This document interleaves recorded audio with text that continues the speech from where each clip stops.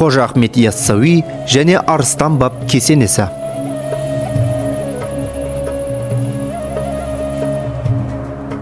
Қожа Ахмет Яссауи кесенесі 14 ғасырдың соңында Түркістан қаласында тұрғызылған ең танымал тарихи орын. Бұл ғажайып сәулет өнерінің туындысы өз бойына ертеден келе жатқан жергілікті және шығыс мұсылман елдерінің құрылыс тәжірибесін жинақтаған бірегей ғимарат.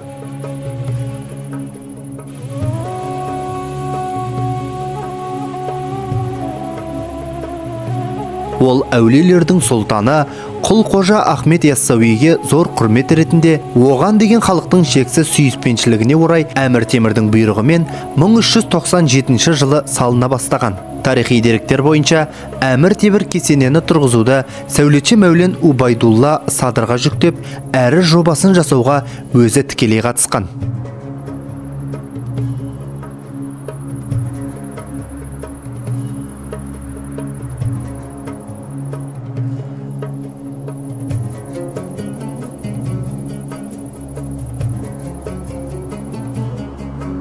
Қожа Ахмет Яссауи кесенесі аса үлкен күмбезді құрылыс.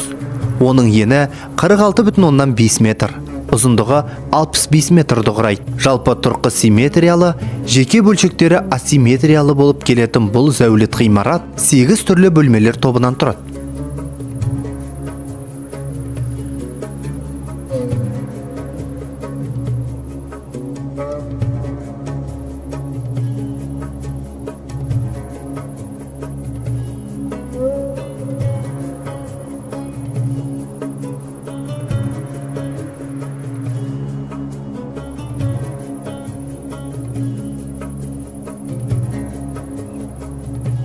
Қожа Ахмет Яссауи 12 ғасыр ойшылы және түркілік сопылық бағытты дәріптеген ақын.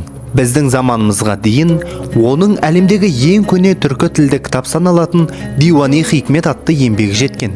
Қожа Ахмет Яссауи кесенесі талай ғасырдан бері мұсылманшылықтың алтын бесігі, түркі әлемінің рухани орталығы саналады. Қожа Ахмет Яссауи кесенесі 2003 жылғы ЮНЕСКО-ның 27-ші сессиясында бүкіл әлемдік мұра тізіміне енді.